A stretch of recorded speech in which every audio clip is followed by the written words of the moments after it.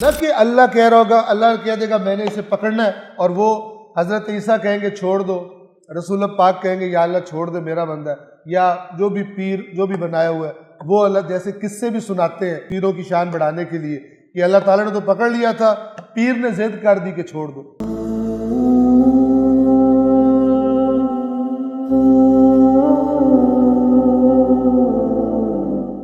آیت نمبر 51 وہی توحید کی بحث ہے، مکی سورہ ہے یہ، اور مکہ میں جو بنیادی ترین جنگ تھی وہ توحید اور شرک کی جنگ تھی، اور یہ بیماری ایسی ہے کہ اگر آپ گزشتہ ادیان کی جو سرنوشت قرآن نے بتائی ہے اس کو دیکھیں تو ان کے بارے میں بھی اللہ تعالیٰ فرماتا ہے کہ ان کے نبی تو توحید لے کر آئے تھے ان کے لیے، لیکن اس کے بعد انہی کے نام پہ انہوں نے شرک کرنا شروع کر دیا۔ وہ اللہ کے عبد تھے، اللہ کے مطیع تھے، اور انہوں نے ان کے بارے میں ایسا غلو کیا کہ پھر ان کی عوام کو یہ لگنا شروع ہو گیا کہ اللہ تعالیٰ سے اتنے فائدے نہیں ملتے جتنے فائدے ان سے ملتے ہیں، تو اللہ کی طرف توجہ کم آہستہ آہستہ، اور پھر ان مقدس ہستیوں کی طرف جیسے حضرت عیسیٰ کا ذکر اللہ تعالیٰ فرماتا ہے کہ پھر ان کی طرف توجہ زیادہ ہو گئی۔ لوگ سمجھتے تھے کہ حضرت عیسیٰ تو چھڑوانے والے اور اللہ جو ہے وہ پکڑنے والا۔ آج بھی آپ ان کی اگر بات سنیں تو کیا کہیں گے؟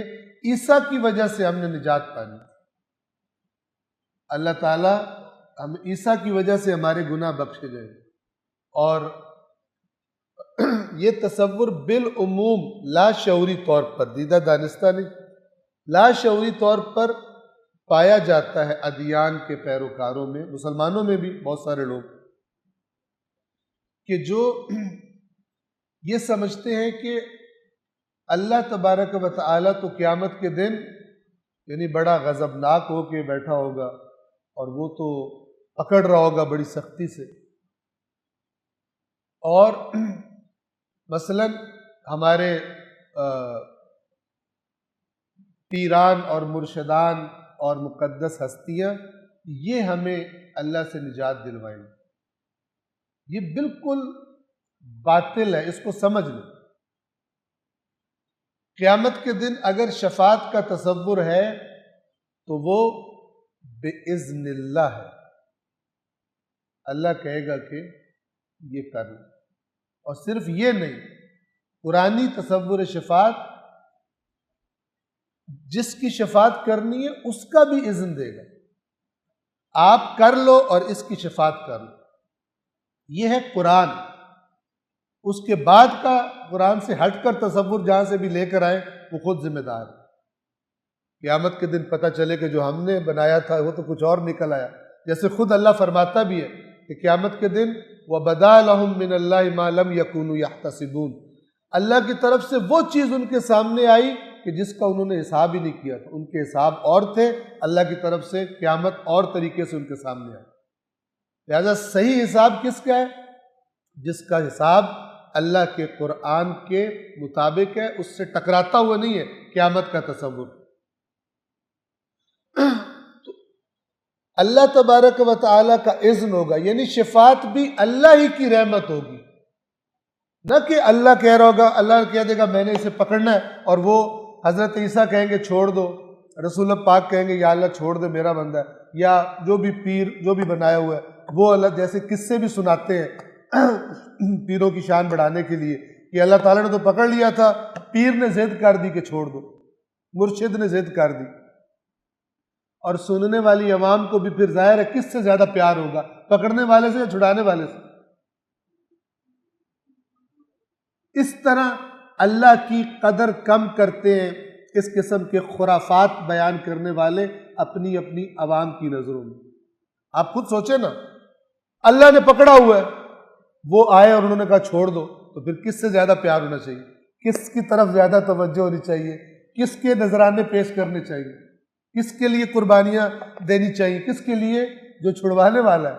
ورنہ اللہ کے پاس گئے تو پیر سے تو پھر تعلق نہیں رہے گا، تو پھر اللہ تو پکڑ لے گا، تو مارے جائیں گے. لہٰذا پہلے ہی تعلق ان سے اتنا اچھا بناؤ کہ اگر اللہ پکڑ بھی لے تو یہ ماشاءاللہ ضد کر کے اللہ سے چھڑوا لے.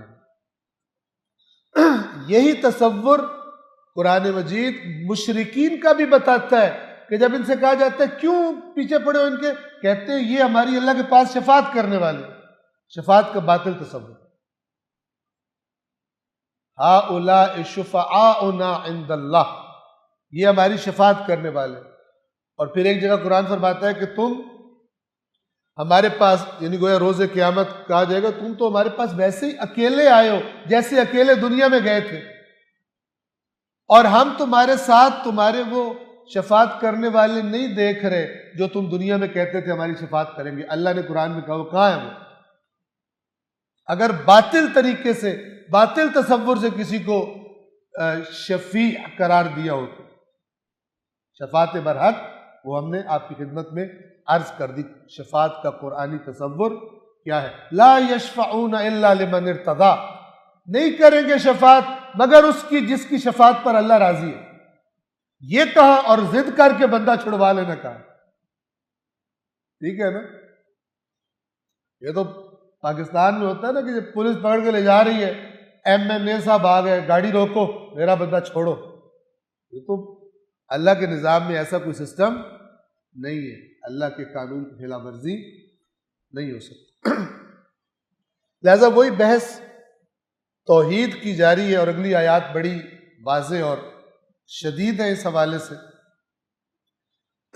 آیت نمبر 51، وقال اللہ، اور اللہ نے فرمایا لا تتخذوا الہین اثنین،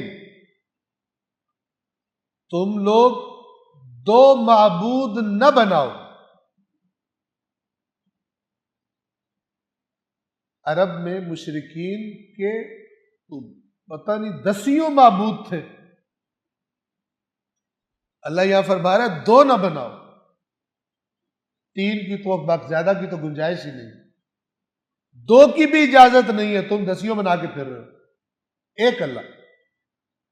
وقال اللہ لا تتخذوا الہین اثنین، اور اللہ نے فرمایا تم دو معبود نہ بناؤ.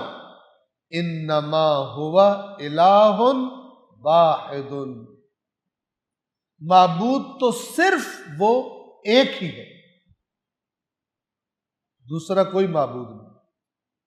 تو جب ایسا ہے تو پھر فَإِيَّايَ فَارْهَبُونَ، پس تم صرف مجھ سے ڈرتے رہو. یہ نہ کہ پیر مجھے بھسم کر دے گا، فلانی جناب ستارہ مجھے بیڑا غرق کر دے گا میرا،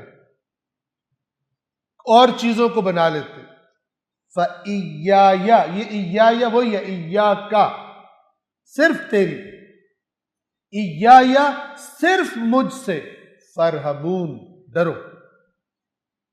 یعنی اللہ تبارک و تعالی سے علاوہ کہ اس کا مطلب کیا ہے؟ توجہ کریں کہ مجھے اللہ سے بھی ڈر لگ رہا ہے اور کسی اور سے بھی ڈر لگ رہا ہے، تو جس سے میں زیادہ ڈرتا ہوں گا اس کی مرضی والا کام کر لوں گا کہ اس سے بچ جاؤں، دوسرے کی خیر ہے. کچھ لوگ اللہ سے نہیں ڈرتے، لوگوں کی باتوں سے ڈرتے ہیں، اور لوگوں کی باتوں کی وجہ سے اللہ کی نافرمانی کر دیتے. ابھی آگے اس کا ذکر ہم کریں گے کہ لوگ کیا کہیں گے، بچی پیدا ہوئی ہے اس کی دفنا دو، زندہ ہی اس کو درگور کر. یہ بھی لوگوں کی باتوں کی وجہ سے تھا کہ ذلت برداشت کر کے اس کو رکھ لے، یا یہ کہ اس کو مٹی میں دبا دے. یہ لوگوں کی باتیں. فَإِيَّايَ فَارْهَبُونَ، صرف مجھ سے یعنی اللہ سے ڈرو. یہ دنیا کو باقی تمام خوفوں سے، ڈروں سے آزاد کر دے. اس کو صرف ایک فکر ہوتی ہے کہ اللہ ناراض نہ ہو، اللہ کی نافرمانی نہ ہو، چاہے اس کی پاداش میں جو مرضی ہو جائے میرے ساتھ. یہ ہے توحید. فَإِيَّايَ فَارْهَبُونَ، بس تم صرف مجھ ہی سے ڈرتے رہو.